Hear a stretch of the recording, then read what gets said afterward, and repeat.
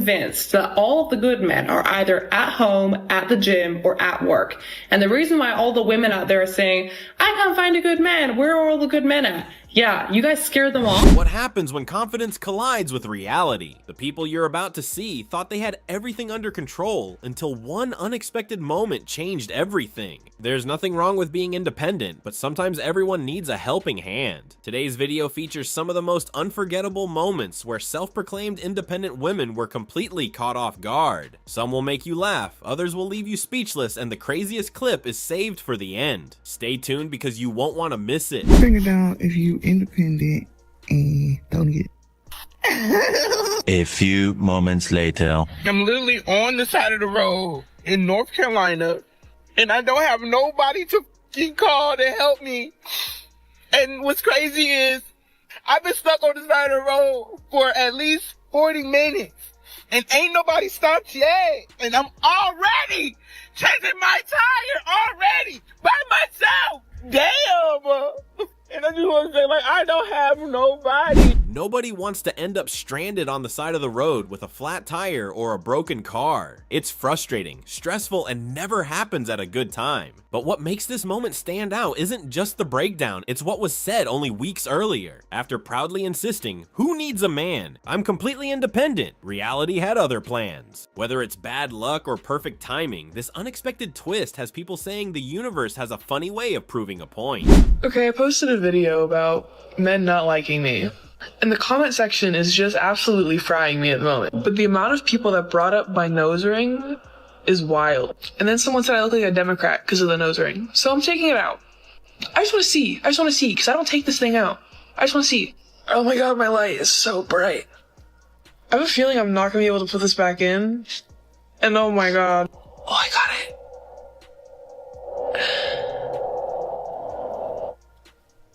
Oh, I like it. God. Sorry. Bad reaction. Bad reaction. I like the no nose ring. Oh my god, I never thought I'd say that. I can itch my nose. I still have that though. Well, that reaction escalated fast. Nobody expected things to get that emotional over something so simple. Instead of laughing it off, frustration completely took over. At the end of the day, it was her choice in the first place, so getting that upset only made the moment even more surprising. Sometimes the reaction ends up being more entertaining than the situation itself. Men are not like how they were when our parents were growing up. I grew up like the man is supposed to take care of the woman. The man is supposed to go up to the girls. Like the man is supposed to have drive and initiate everything. Like I feel like now it's so hard to find guys that like even just in general have drive in life. Like I feel like it's so different. When did this change? When did this change? Anyways, I just feel like there's no manly men.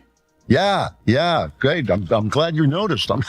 Because I kind of feel like that too when I look at your generation. And I wonder, if it maybe had something to do with feminists calling them toxic and telling them that women didn't need them. Maybe that had something to do with thinking maybe 60 years of these, kind of crones, these feminist crones telling men we don't need you anymore. We can make it on our own. We want, your positions. We want your jobs. We want to do what you do. And then men started to say, okay, well, how about I dress up in a skirt and do what you do and call myself a woman? Don't tell me not to live, just sit and putter. You eliminated yourself. This conversation touches on something people have been debating for years. Some believe traditional masculinity has become less common, while others argue that society's expectations for men have simply changed. No matter where you stand, its clear opinions on this topic remain deeply divided. One thing is certain, the discussion around gender roles and modern relationships isn't going away anytime soon. Oh my god, what do I do? Nicole, you need to split that in.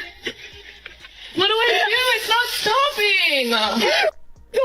What do I do with it? What started as a routine stop at the gas station turned into a moment nobody expected. Whether it was a pump malfunction or just a simple mistake, the reaction that followed left everyone scratching their heads. Instead of staying calm, panic took over almost instantly, proving that sometimes the biggest problem isn't the situation itself. It's how people respond to it. Saying that I didn't need a man to help me hang something on the wall, and it's this round mirror. Here, I'll show you my setup.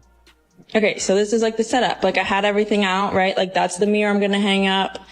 And I wanted to hang it right here. And I measured it out and everything. I was doing well. I was doing very well. And then I realized that the mirror is like really heavy. So I have to, I don't know if they're called like anchors or something, but like I need an anchor. But anyways, I don't know. I thought that I knew what I was doing. And then I had to take the drill out and then there's nothing in there and I can't get anything in there. I don't know. I guess I do need a man. Sometimes the biggest lesson is realizing you don't have to do everything alone. There's nothing wrong with being independent, but there's also nothing wrong with accepting help when it makes life easier. She probably could have solved the problem eventually, but someone with experience would have made the whole situation quicker, easier, and far less stressful. In the end, asking for help isn't weakness, it's common sense. Okay, so as a woman, one thing that I'm very sick and tired of seeing is all of these women giving bad advice, especially to the younger women, because you know what it is? Misery loves company. I see all of these women in their 30s, 40s, 50s that are giving terrible advice to women in their 20s and even younger than that. So coming from a woman, I'm going to be honest with you and I'm going to tell you what hitting the wall means. So men value different things than women do. They value beauty, youth, and they value someone that respects themselves. When you start aging, your biological clock is ticking, and that is just a real fact. Going into your 30s, your options are going to be less than when you were in your 20s. And those guys around your age are now looking at the younger women, and you're going to be competing now with the 20-year-olds for the guys that you want. And then now when you're ready to start settling down and possibly start thinking about having kids, those same guys might feel like you're rushing them and they might not want the same things at this point.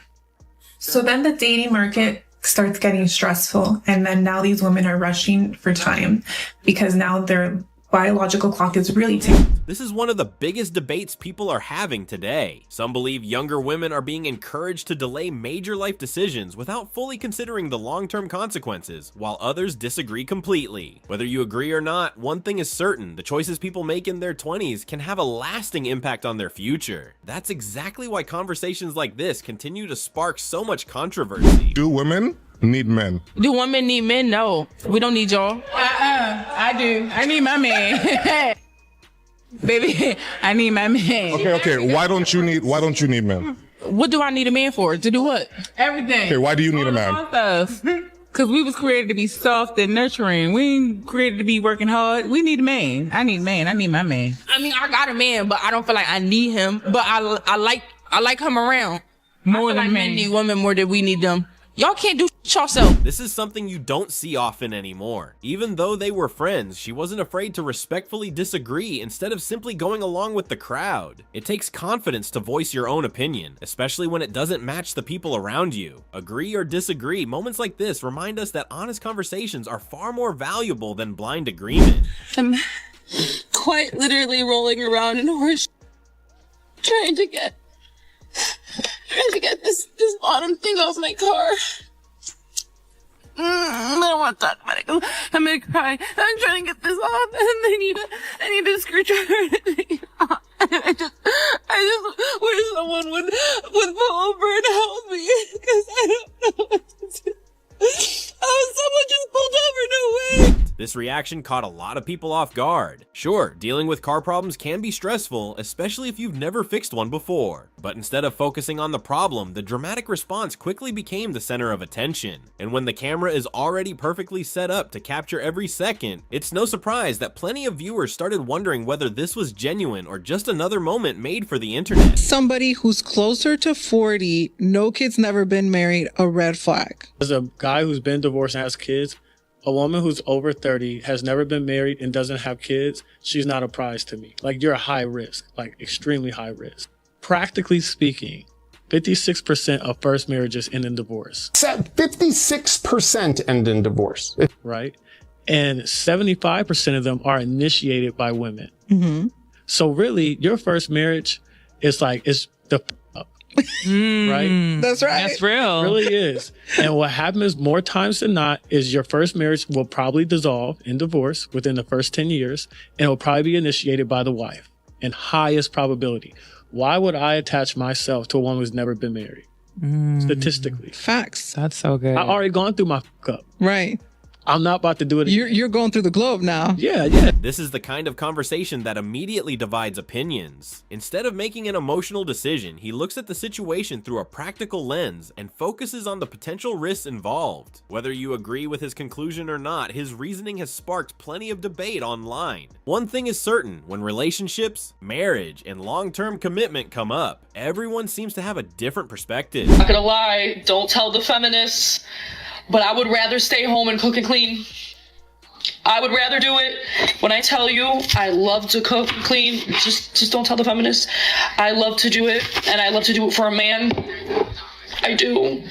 However, not outside of marriage. Absolutely not. That sounds like hell. But just to see the look on a man's face when you cook him a meal that is so good, you can just tell he's proud. There's just something, I don't know, there's something within me as a woman. Maybe it's almost turning 25. They got me thinking, like, this cooking and cleaning thing isn't bad. Like, I just don't understand why women wanted to work. What was the point? Like, there is nothing satisfying about working. A man that takes care of you, a man that provides for you, you don't have to worry about anything, no bills. I will cook and clean all day. Sometimes the strongest relationships are built on the simplest ideas. There's absolutely nothing wrong with admitting you want to make your partner happy, and there's no shame in saying it out loud. A healthy relationship works both ways, with each person putting in the effort to support and appreciate the other. In the end, that's what real partnership is all about. So I just mowed my lawn with this. This is a manual lawnmower. I have a very small lawn, but through this process, I know what my definition of feminism is. My definition is this.